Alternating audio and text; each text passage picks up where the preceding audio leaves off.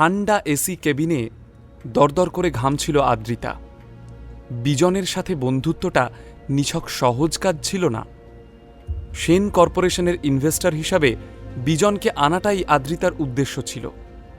শুধুমাত্র ডুবতে বসা সেন কর্পোরেশনের লস নয়, আজকের ডেটে কোম্পানি চলছেই বিজনের ইনিশিয়াল ইনভেস্টমেন্টে।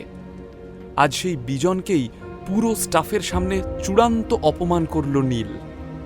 না হয় হারটা নকল হীরের ছিল, কিন্তু তাই বলে বিজনের ইগো হার্ট করার কি দরকার ছিল নীলের? কে জানে এখন বিজন তার কোম্পানিতে টাকা লাগাতে রাজি হবে কিনা। যদি কোনোভাবে বেঁকে বসেও, তাহলে এই কোম্পানির কি হবে? কি হবে সেন পরিবারের? ঠোঁট কামড়ে আদ্রিতা ভাবল, ভুলটা ওর নিজেরই। ওই অপদার্থ নীলটাকে ওর অফিসে ডাকাই উচিত হয়নি। বাইরে এসে খোলা আকাশের নিচে দাঁড়িয়ে নীল অনেক দিন বাদে বুক ভরে নিঃশ্বাস নিল। আজ নীলের নিজেকে জীবিত মনে হচ্ছিল। তখনই নীল দেখে ফোনের স্ক্রিনে ওর দাদু শশাঙ্কবাবুর নাম ভেসে উঠেছে। মিস্টার রায়চৌধুরী, আমি এইমাত্র আপনাকে কল করতে যাচ্ছিলাম। বাহ, তাহলে বুড়ো দাদুটার কথা মাঝে মধ্যেই মনে পড়ে তোর? আমার কথা পরে বলছি, আগে আপনি আপনার দরকারটা বলুন। কেন, দরকার ছাড়া কি আমি আমার দাদু ভাইকে ফোন করতে পারি না? আপনি এবং আমরা দুজনেই শুধুমাত্র দরকারের সম্পর্কে বাঁধা। তাই দরকার ছাড়া আমরা কেউ কাউকে ফোন করি না, সেটা না বললেও বোঝা যায়। তাই বলে ফেলুন কি দরকার। তোর জন্য একটা সুখবর আছে। সামনের মাসের 1 তারিখে রয় চৌধুরী গ্রুপ অফ ইন্ডাস্ট্রিজের সিইও হিসাবে তোর জয়েনিং।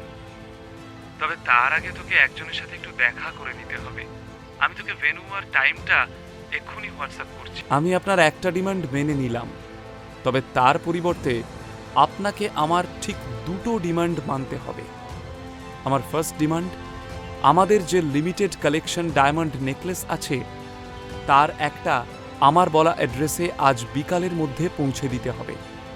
আর সেকেন্ড ডিমান্ডটা আমি আপনাকে হোয়াটসঅ্যাপ করে দিচ্ছি। নীল, এটা কিন্তু ডিমান্ড নয়, টর্চার হয়ে যাচ্ছে। কি অদ্ভুত ব্যাপার না? আপনার কাছে আপনার ডিমান্ডটা ঠিক, আর আমার ডিমান্ডটা টর্চার হয়ে গেল। আপনাকে কেন বারবার মনে করিয়ে দিতে হয় যে এখন আপনার আমাকে প্রয়োজন? এখনো কোম্পানির সিইও হোসনি তুই, তার আগেই কোটি টাকার গিফটের আবদার। মানুষ আবদার করে আপনজনের থেকে, এটা আবদার নয়, দাবি। আর এই দাবি না মেটালে আপনাকে অনেক দামি কিছু হারাতে হবে। এবার আপনি ভেবে দেখুন কি করবেন। শশাঙ্কবাবুর উত্তরের অপেক্ষা না করেই ফোনটা কেটে দেয় নীল।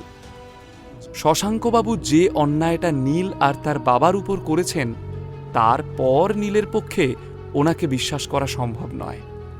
তাই নীলের ডিমান্ডগুলো অন্যায় মনে হলেও মুখ বন্ধ করে মেনে নিচ্ছেন শশাঙ্কবাবু। নীলের ফোনে 3খানা মেসেজ আসে। প্রথম মেসেজটা ওর দাদুর, দ্বিতীয় এবং তৃতীয় মেসেজটা আদ্রিতার। আদ্রিতা নীলের অ্যাকাউন্টে 10,000 টাকা ট্রান্সফার করেছে। বিয়ের পর থেকে নীলের খরচ এতদিন আদ্রিতাই চালাচ্ছিল। আদ্রিতা মেসেজে লিখেছে, মল থেকে কিছু ভালো জামা কাপড় কিনে নিও, আজকের ইভেন্টে প্লিজ ভিখারির মতো এসো না। সন্ধেবেলায় সেন ফ্যামিলির একটা গেট টুগেদার রয়েছে। আত্মীয় স্বজন, প্রতিবেশী, বন্ধু বান্ধব সেখানে আমন্ত্রিত। বরাবরই আদ্রিতা এবং চিত্রাকে নীলের জন্য সবার বাঁকা কথার সম্মুখীন হতে হয়েছে। অপমান এড়াতেই নীলকে এই টাকাটা পাঠালো আদ্রিতা। না সোনা, তোমার এই 10,000 টাকার আমার আর কোনো প্রয়োজন নেই। শশাঙ্কবাবুকে ওর সেকেন্ড ডিমান্ডটা হোয়াটসঅ্যাপ করে দেয়। সাথে সাথেই শশাঙ্কবাবু রিপ্লাই করেন, ওকে। রয়্যাল সেভেন সোসাইটি শুধু কলকাতার নয়, গোটা পশ্চিমবঙ্গের সবথেকে বড় লাক্সারিয়াস সোসাইটি। শশাঙ্কবাবুর কথা মতো নির্দিষ্ট স্থানে পৌঁছে যায় নীল। ধীরেন রায়চৌধুরীকে সেই বাগানে বসে থাকতে দেখে নীলের মাথায় আগুন জ্বলে ওঠে। ধীরেন রায়চৌধুরী মানে ওর নিজের কাকুর সাথে দেখা করতে হবে জানলে নীল কখনো আসতে রাজি হতো না, সরাসরি না বলে দিত। রাগের মাথায় ও বেরিয়ে যাবে, ঠিক তখনই পিছন থেকে ধীরেন রায়চৌধুরীর গলা শোনা যায়। ঠিক 2.5 বছর আগে তোকে লাস্ট দেখেছিলাম, আগের থেকে অনেক বেশি স্মার্ট লাগছে। বাপের মতো সেই ক্যাবলাকান্ত ব্যাপারটা কিন্তু আর নেই তোর মধ্যে। থমকে দাঁড়ায় নীল। কাজের কথা থাকলে বলো, আর যদি ভাবো ভয় দেখিয়ে আমাকে সিইও হওয়া থেকে আটকাবে, তাহলে ভুল ভাবছ। কথা শেষ করেই নীল চলে যেতে উদ্যত হয়। তখনই দুজন বিশাল চেহারার সিকিউরিটি গার্ড এসে নীলের পথ আটকে দাঁড়ায়। কাকুর আচরণে নীল হেসে ফেলে। আমার কিছু হলে কিন্তু তোমরাই বিপদে পড়বে। ভুলে যেও না, আমার কাছে অঞ্জলি এন্টারপ্রাইজের 40% শেয়ার রয়েছে। আজ সেই শেয়ারই তোমাদের কোম্পানিকে বাঁচাতে পারে, তাই ভেবেচিন্তে সিদ্ধান্ত নিও। রয় চৌধুরী গ্রুপ ইস্টার্ন ইন্ডিয়ার সব থেকে বড় কোম্পানি। 4 বছর আগে এই কোম্পানিটি দেশের প্রথম 10টি কোম্পানির মধ্যে থাকত। দেশের ছোট বড় সব কোম্পানি রয় চৌধুরী গ্রুপের সাথে কাজ করতে চাইত। তখন এই রয় চৌধুরী গ্রুপের সিইও ছিলেন নীলের বাবা, হীরেন রায়চৌধুরী। ব্যবসার কলকাঠি ছিল তার নখদর্পণে।